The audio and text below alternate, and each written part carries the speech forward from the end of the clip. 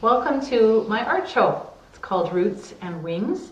I picked that title because when I'm creating art, I enjoy it so much. I have such a good time. I feel like I could almost leave Earth altogether, but I need to remain rooted, and so I wanted to explore that idea in my art and share it with you.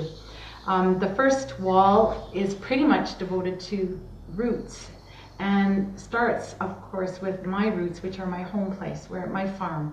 I live in southern Saskatchewan on a farm in Treaty 4 territory, and I have a little group of watercolors, and I can go outside my door just a couple of minutes in any direction, and there's beauty. There's something to paint.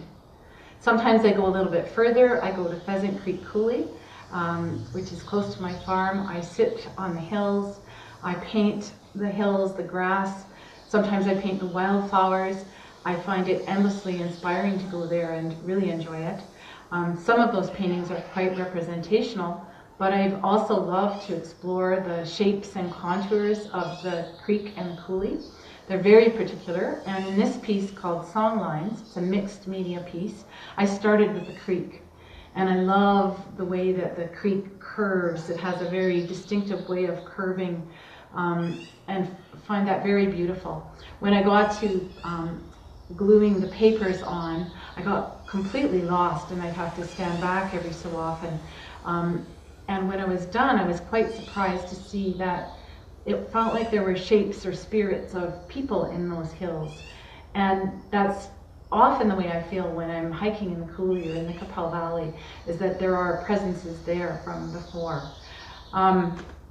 Some of my pieces include trees and the roots show.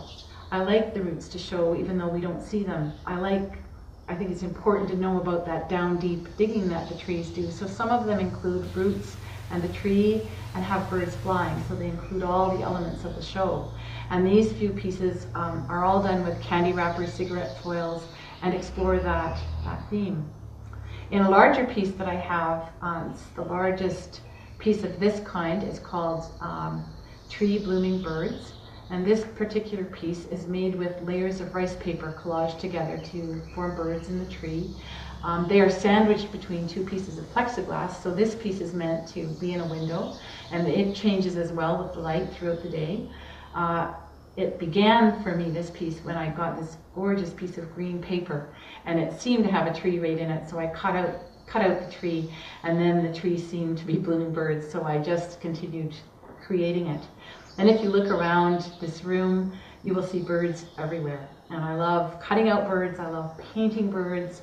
I've loved doing it since I was about 16. They're not realistic Robert Bateman birds, they're sort of crazy, tropical, colorful birds. And I feel as though I have flocks of birds inside me and could be doing this very happily for a really long time.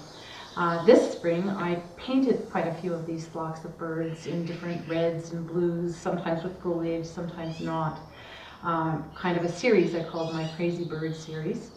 The last group of paintings that I would like to show you today are ink spill paintings, and these began with a mistake. I was attempting to follow some instructions to make an ocean. My ocean looked nothing like an ocean at all. It looked to me like a hill, and I started playing with it. And pretty soon I had a picture called Up the Hill, and I included my husband Shane and I in the picture. We've got our backpacks and our poles. We're training right now to hike the Chilkoot Pass, so we're here at the top of the hill. We're almost at the top of the hill in my imagination. In some of the ink spill pieces, I've connected the sky and the earth with ladders, or people are climbing up into the sky, and I love the notion that just like we don't see the trees, we don't see everything that is happening in the clouds. So it sort of brings us full circle. I'm really glad you were able to spend time with me today. Thank you for coming to my show.